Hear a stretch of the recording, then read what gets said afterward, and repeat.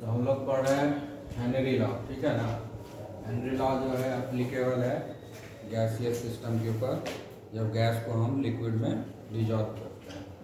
और इसमें जो है सॉल्युबिलिटी को एक्सप्रेस जो है या तो मास पर यूनिट वॉल्यूम में एक्सप्रेस करते हैं या मोल पर लीटर में भी एक्सप्रेस करते हैं या मोल फ्रैक्शन के में एक्सप्रेस करेंगे, ठीक है ना।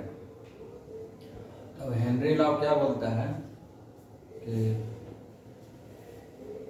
ये जो कितना, अगर हम मोल फ्रैक्शन करो, हेनरी लॉ जो है मोल फ्रैक्शन को कंसीडर करते हुए लॉ दिए है, ठीक है। तो बोलते हैं कि amount of solute which get dissolved into the solvent it is directly proportional to the pressure, directly proportional to the pressure. मतलब जो हम प्रेशर सप्लाई करेंगे, प्रेशर जितना गैस पर डालेंगे उतना ही वो जो है डिजॉल्व होगा, ठीक है। जैसे तुम अपने बुक में देख सकते हो डायग्राम, फिगर नंबर 2.1 है ना, फिगर नंबर 2.1 है, उसी में ए बी दो दिया हुआ है। तो ये जो ए में क्या है, दो लेयर बना हुआ है, नीचे लिक्विड है और ऊपर गैस है, इसके ऊपर पिस्टन है, ठीक है ना। तो इस पिस्टन से गैस को प्रेस कर रहे हैं, तो जो कांटेक्ट में जो गैस है लिक्विड के वो धीरे धीरे डिजॉल्व होगा, स्लोली एंड स्लोली। तो अब उसके बाद नेक्स्ट जो डायग्राम है उसमें देखो कि वेट बढ़ा दी गई, W1 3 1 2 3 3 वेट रख दिया है ना। प्रेशर जो है 3 गुना कर दिया, 3 गुना कर दिया, 3 टाइम्स कर दिया। तब देखो पिस्टन नीचे चला गया, तो पिस्टन नीचे चला गया मतलब प्रेशर बढ़ गया, प्रेशर बढ़ गया तो ज़्यादा गैस उसमें सॉल्युबल हो गया, इसलिए देखो सॉल्यूशन बढ़ गया और सॉल्यूट घट गया। यहाँ पर देखो यहाँ से ज़्यादा है इसमें, है ना। तो जितना ज़्यादा हम प्रेशर बढ़ाएंगे उतना ज़्यादा जो है सॉल्युबल होता है, ठीक है। तो इसमें चूँकि रेशियो है सॉल्यूट सॉल्वेंट का, तो इसीलिए सबसे अप्रोप्रिएट जो सॉल्युबिलिटी एक्सप्रेस करने का यूनिट हेनरी ने माने वो मोल फ्रैक्शन को, ठीक है ना। तो बोले कि mole fraction of any solute it would be directly proportional to its pressure. उसका प्रेशर कितना उसके ऊपर लगाए उसी का डायरेक्टली प्रोपोर्शनल होगा, ठीक है। प्रेशर और मोल फ्रैक्शन में ये रिलेशनशिप थी।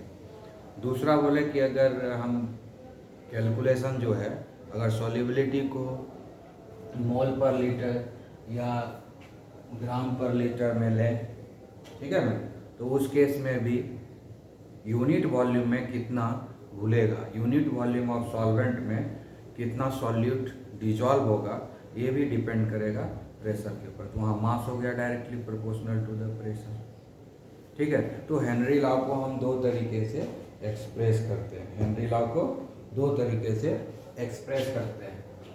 हेनरी लॉ का express directly proportional to X, ठीक है, pressure is directly proportional to the mass, ठीक है। ये दो तरीका से एक्सप्रेस करते हैं। अब यहाँ पर क्या है, प्रेशर, ये जो प्रोपोर्शनैलिटी साइन है ना उसको हम हटाएंगे, तो हम एक कांस्टेंट इंट्रोड्यूस करेंगे जिसको KH बोलते हैं, ठीक है। और यहाँ पर जब हम हटाएंगे प्रोपोर्शनैलिटी साइन तो सिर्फ K बोलेंगे। ये दो तरीका है जिससे कि हम लोग जो है हेनरी लॉ को एक्सप्रेस कर सकते हैं, ठीक है। आया समझ में।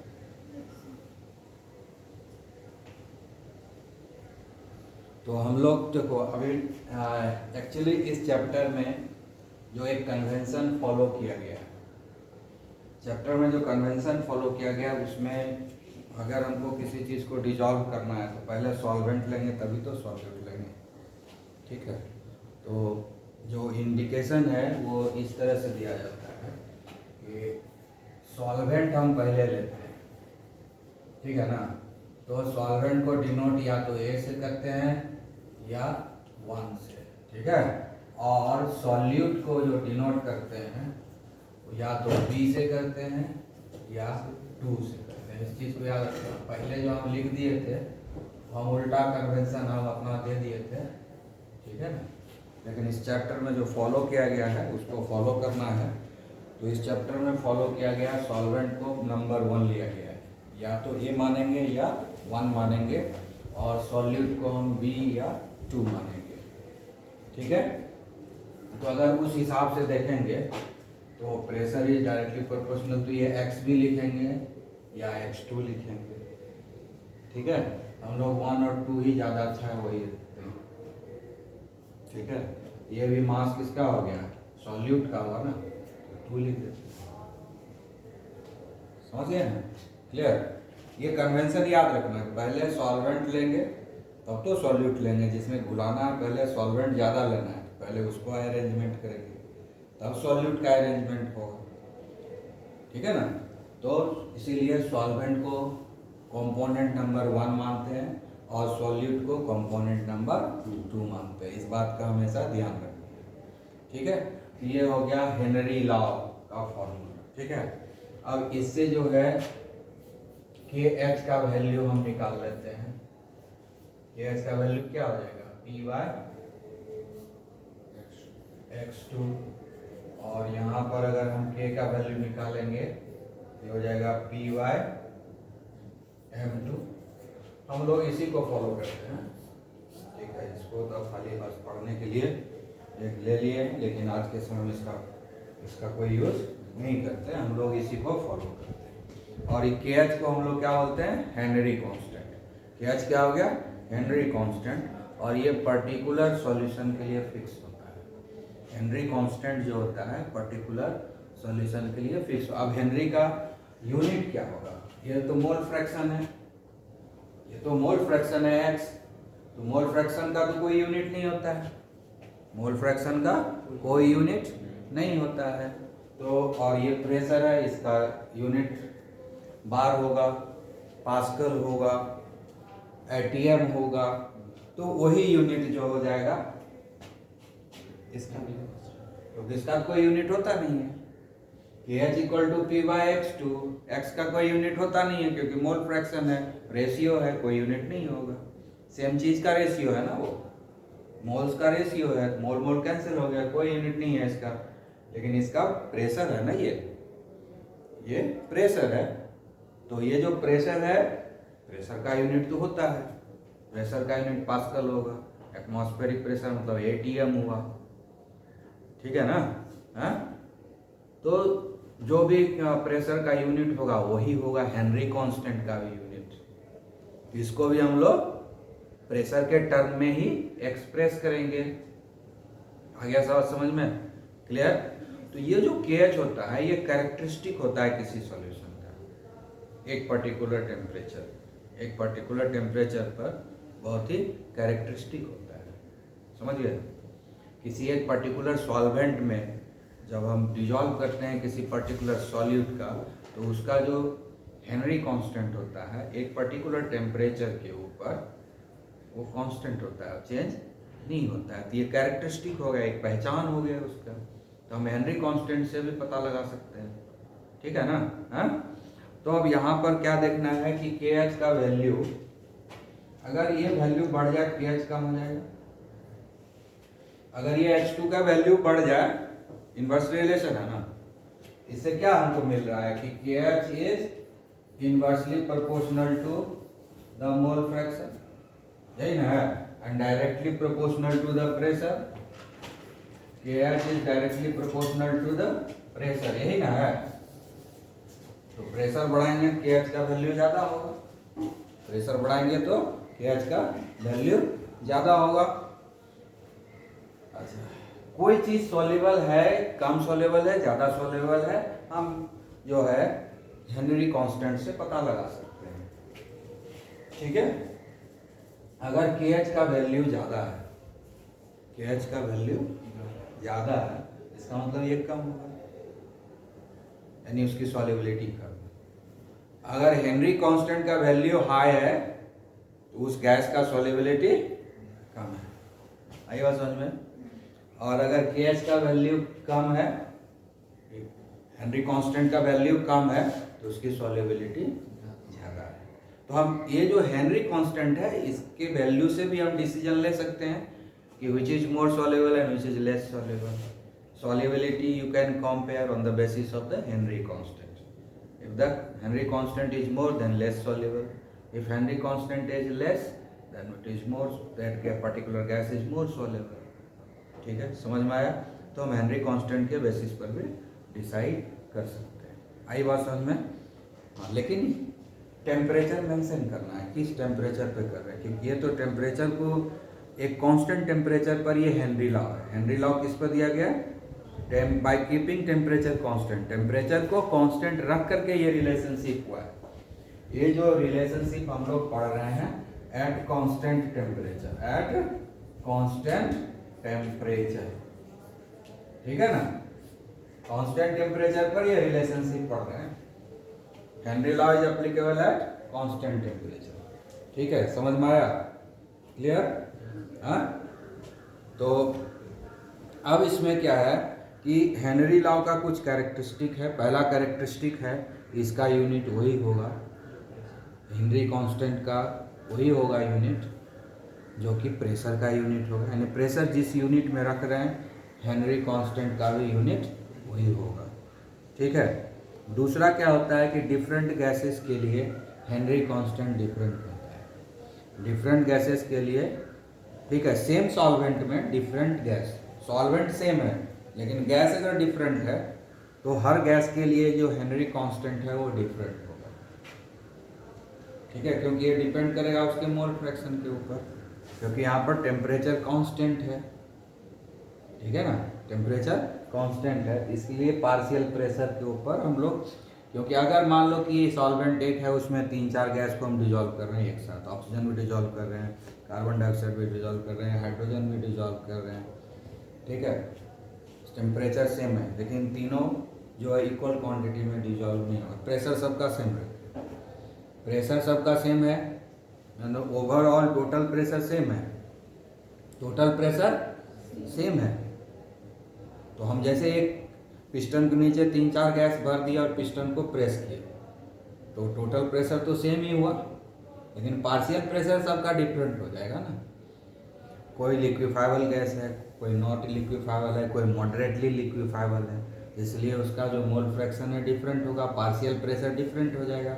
इंडिविजुअल प्रेशर वो अलग अलग उसका अपना हो. ठीक है ना. तो ये जो KH है वो डिपेंड करता है पार्शियल प्रेशर के ऊपर, टोटल प्रेशर पर थोड़ी है.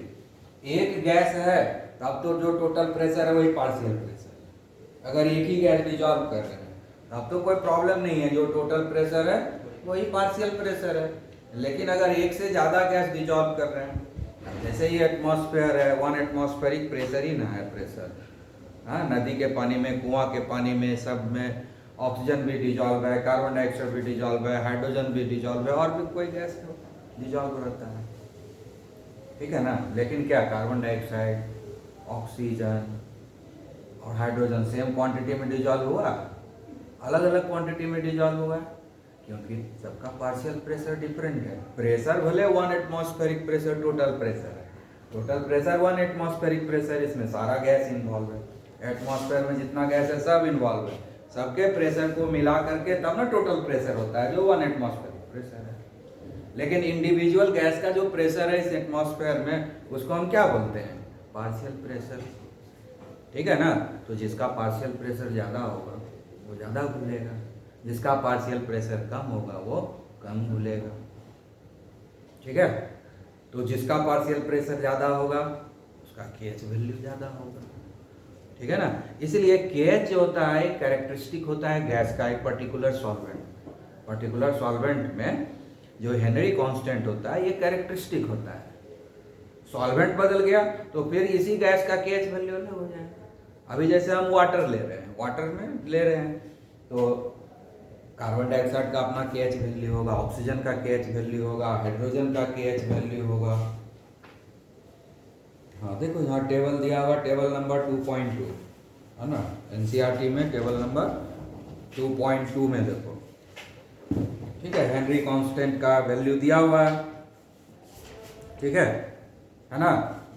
तो हीलियम का देखो क्या है, 293 केल्विन पे कैलकुलेट किया है तो कितना है 144.97 है.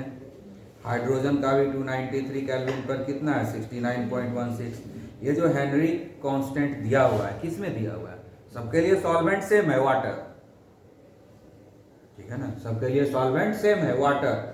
वाटर जब एज ए सॉल्वेंट रखे हुए हो उसके बाद ये डिफरेंट गैसेस को डिजॉल्व कर रहे हैं, helium, hydrogen, nitrogen, oxygen, argon, carbon dioxide, formaldehyde, methane, vinyl chloride, सबका देखो सबका हेनरी कांस्टेंट अलग अलग है, सबका हेनरी कांस्टेंट अलग अलग है, क्योंकि सबका पार्शियल प्रेशर अलग अलग होगा। ये सारे गैस एटमॉस्फेयर में है, लेकिन सारा गैस डिफरेंट अमाउंट में डिजॉल्व होता है वाटर में, है ना। जब हम वाटर को स्टडी करेंगे तो देखेंगे कि कौन कौन गैस कितना डिजॉल्व है, क्योंकि एटमॉस्फेयर तो सेम है सबके ऊपर, है ना। यहाँ हम बैठे हुए हैं, यहाँ पर अगर कोई कंटेनर है उसमें लिक्विड है, पानी है, तो उसमें हम चेक करेंगे ना कि कौन कौन गैस कितना डिजॉल्व हुआ है। तो वन एट प्रेशर तो सेम है, तो हम लोग यही सोचेंगे प्रेशर सेम है, सब बराबर बराबर डिजॉल्व हुआ होगा, लेकिन प्रैक्टिकली ऐसा होता नहीं है।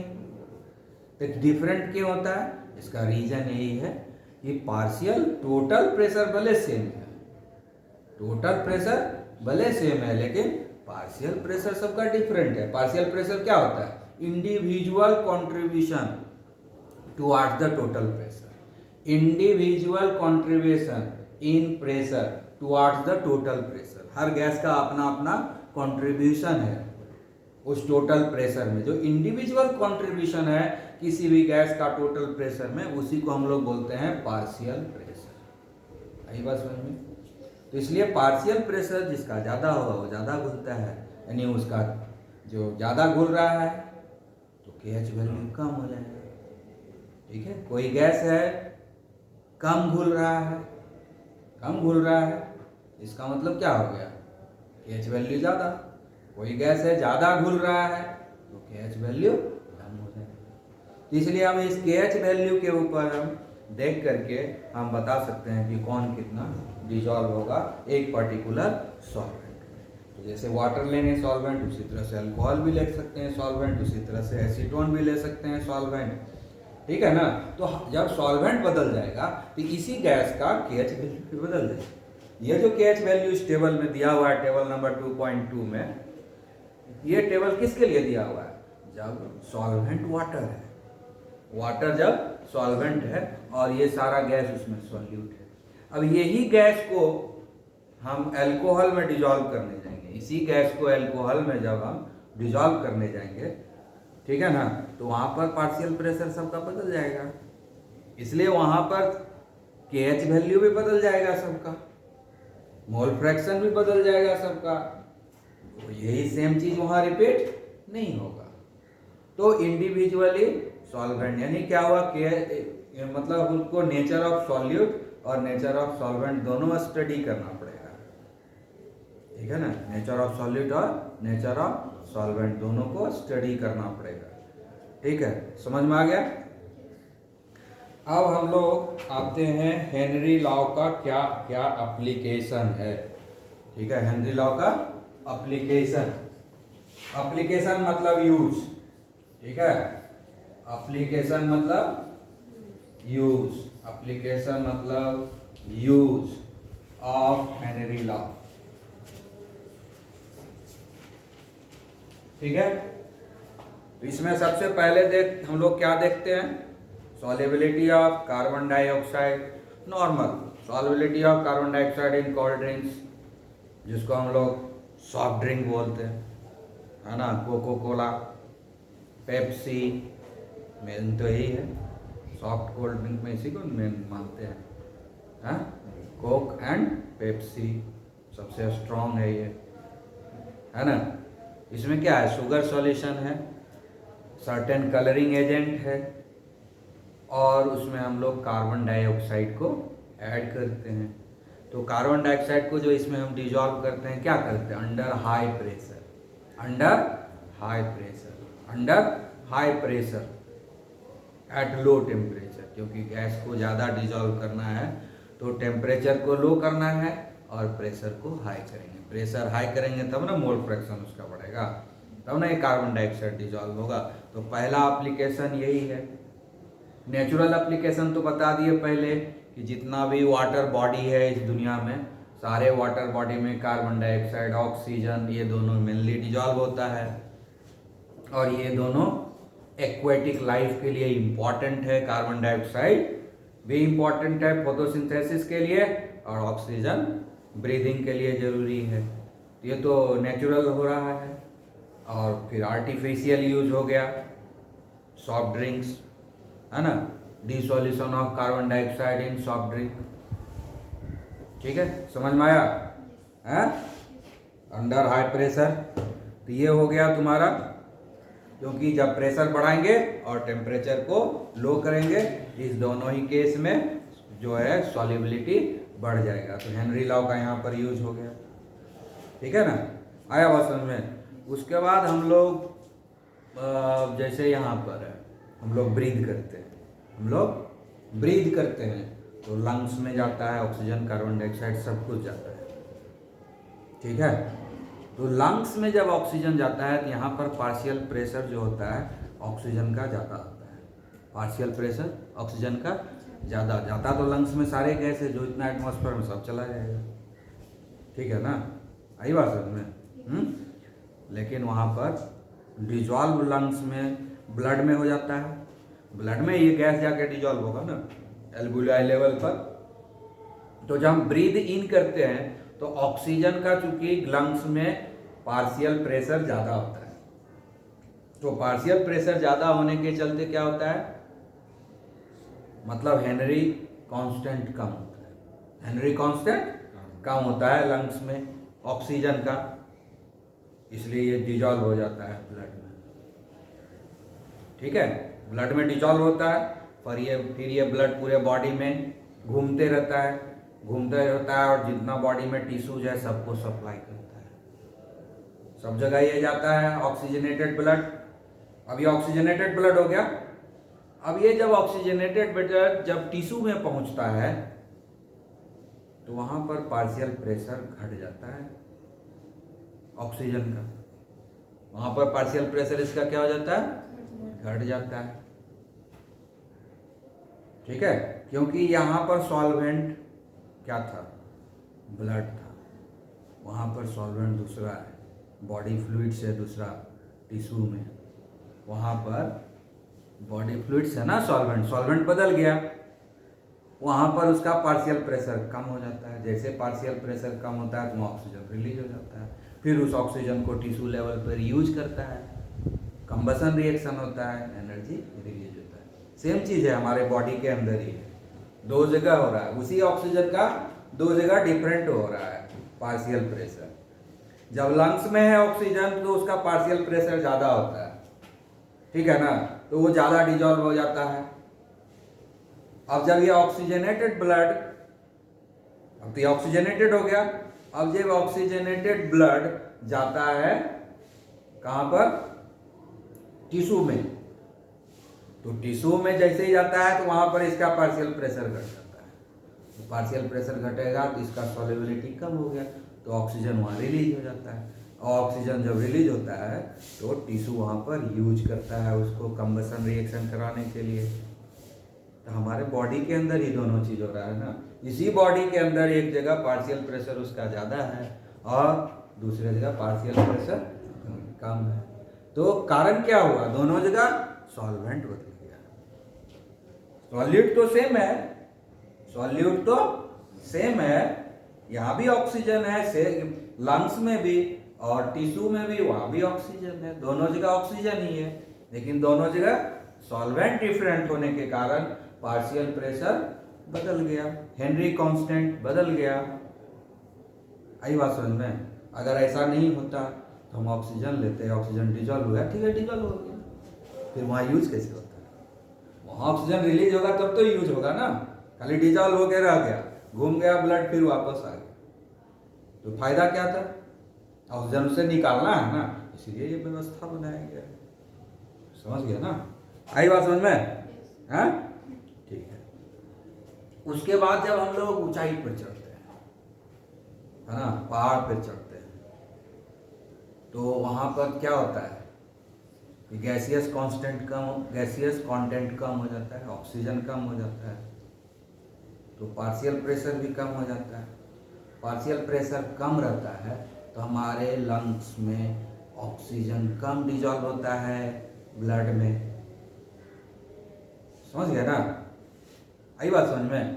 तो हमको ऑक्सीजन कम मिलता है तो क्या होता है, जो नॉर्मल हम लोग मैदानी इलाका में रहेंगे, पहाड़ पे चढ़ जाएंगे तो दिक्कत होने लगता है हमको, क्योंकि ऑक्सीजन जो है हमको नहीं मिलता है, वहाँ ज़्यादा ब्रीदिंग करना पड़ता है तो ब्रेथलेसनेस आने लगता है, ठीक है, एनॉक्सिया कंडीशन आ जाता है, ठीक है।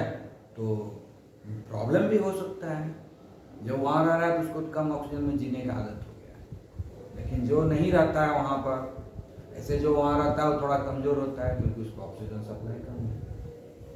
जो पहाड़ी इलाका में रहता है तो थोड़ा सा शारीरिक रूप से कमज़ोर होता है। क्यों होता है? क्योंकि उसको ऑक्सीजन कम मिलता है ना, ज़्यादा ब्रीथ करना पड़ता है, ठीक है। आई बात समझ में है। तो ये भी किसके, ये भी हेनरी लॉ का एप्लीकेशन हुआ, ये भी हेनरी लॉ का एप्लीकेशन हुआ कि प्रेशर घट गया तो डिसोल्यूशन ऑफ ऑक्सीजन कम हो गया ब्लड में।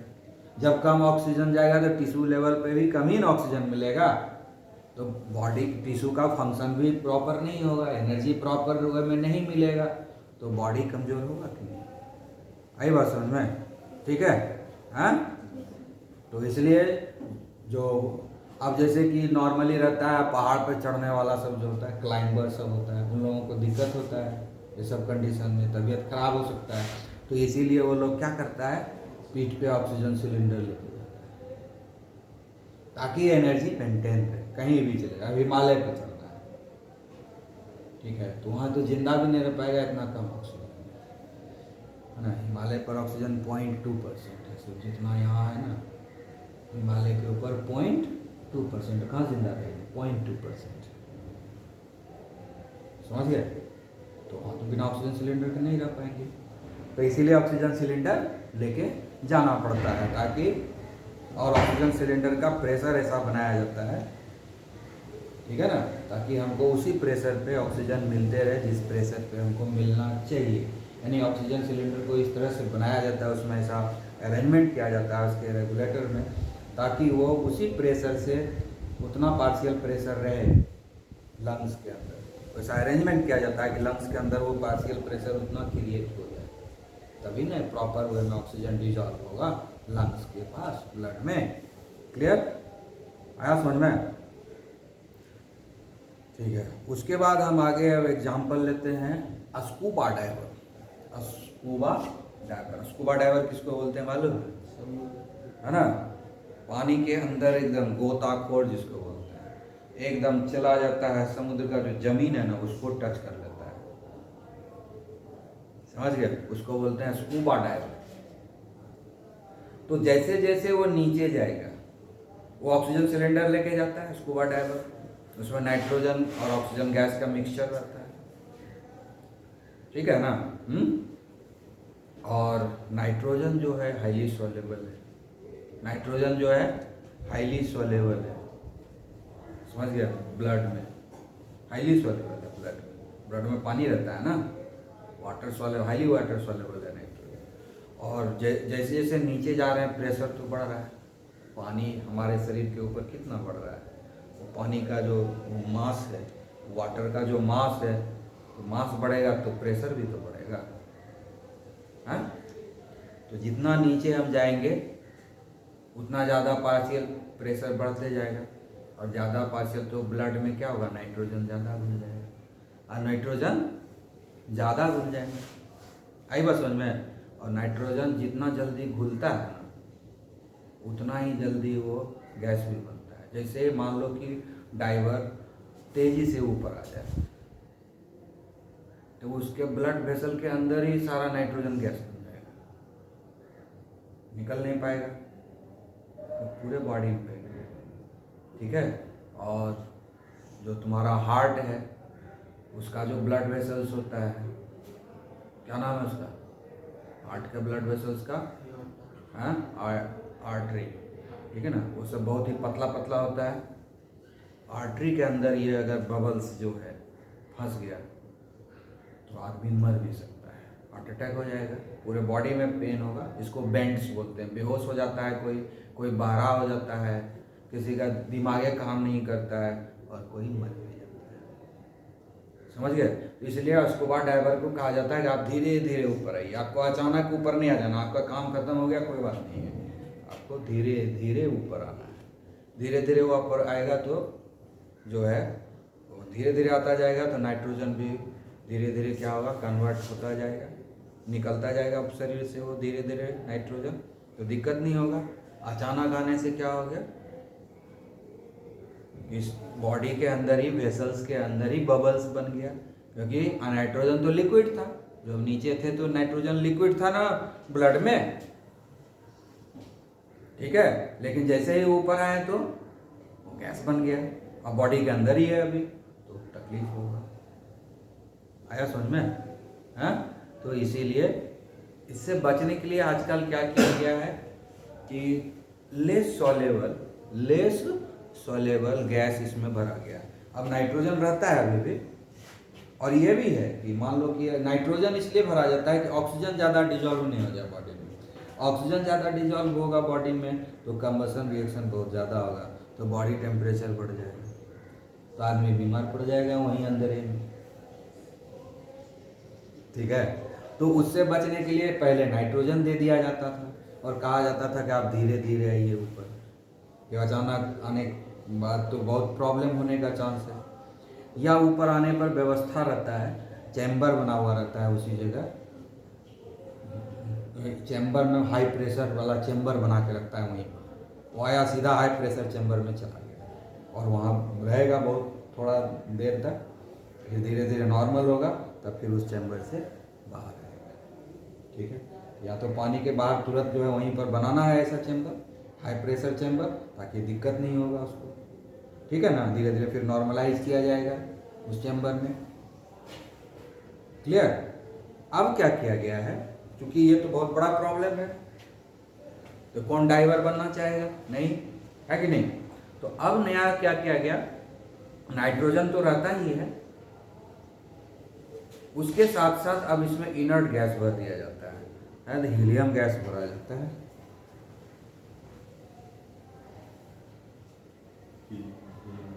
हीलियम है ना, हाँ। तो अब जो है इसमें हीलियम गया, हाँ 11.7% हीलियम, 56.2% नाइट्रोजन एंड 32.1% ऑक्सीजन भर दिया जाता है सिलेंडर में, ठीक है ना। क्या क्या भरा जाता है, 11.7% helium, 11.7% helium, 56.2% nitrogen and 32.19% oxygen. ये जो है स्कूबा डाइवर के पास जो सिलेंडर रहता है उसमें भरा जाता है, ठीक है ना। डेटा याद रखना है, ठीक है, कि स्कूबा डाइवर जो सिलेंडर लेके जाता है ऑक्सीजन सिलेंडर, उसमें क्या है कॉम्पोजिशन, तो कॉम्पोजिशन में क्या है 11.7% हीलियम, 56.2% नाइट्रोजन एंड 32.1% ऑक्सीजन, ठीक है ना, समझ गए ना। हाँ, तो ये भरने के बाद क्या होता है कि चूंकि अब उसमें हीलियम आ गया, हीलियम क्या करता है, नाइट्रोजन के सॉल्युबिलिटी को घटा देता है। हीलियम क्या करता है, नाइट्रोजन के सॉल्युबिलिटी को घटा देता है, और हीलियम के ऊपर कितना भी प्रेशर डालो ये भूलता नहीं है, समझ गया ना। यानी जब लंग्स में जाएगा ना, लंग्स में जब जाएगा इससे ऑक्सीजन, तो ऑक्सीजन तो डिजॉल्व हो जाएगा, लेकिन नाइट्रोजन ज़्यादा घुलेगा नहीं ऑक्सीजन ये ब्लड में, और हीलियम खुद घुलता नहीं है, हीलियम खुद तो घुलता नहीं है, और नाइट्रोजन को ज़्यादा घुलने नहीं देगा। नाइट्रोजन के सॉल्युबिलिटी को ये कम कर देता है, नाइट्रोजन के सॉल्युबिलिटी को कम कर देता है ब्लड में, ठीक है ना, और खुद भी अपने कम घुलता है, बहुत ही कम घुलता है, ठीक है ना।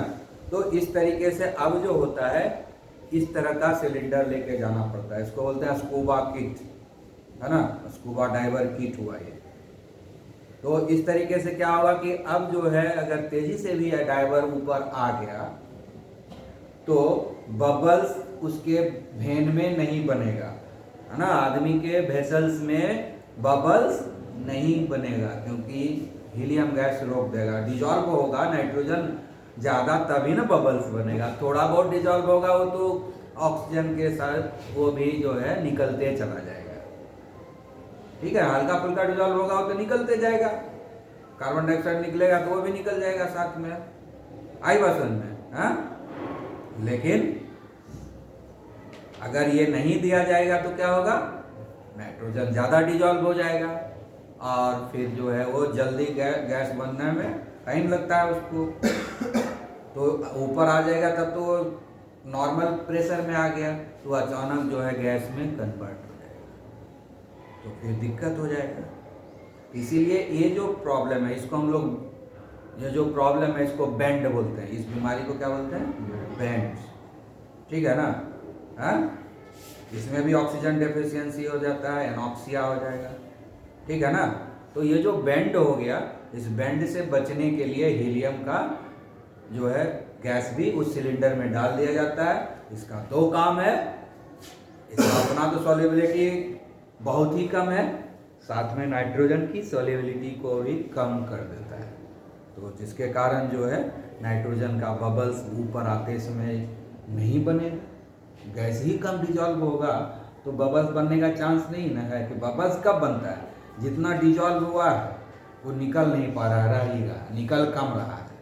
अब क्या होगा, कम ही डिजॉल्व होगा तो कम तो निकलते ही जाएगा थोड़ा थोड़ा, तो फिर बबल्स नहीं बनेगा वेन में, बबल्स आर्टरीज में नहीं बनेगा, तो बैंड का प्रॉब्लम नहीं आएगा, तो आराम से स्कूबा डाइवर जाएगा अपना काम करके वापस आ जाएगा। तो these are the application of Henry law, ठीक है।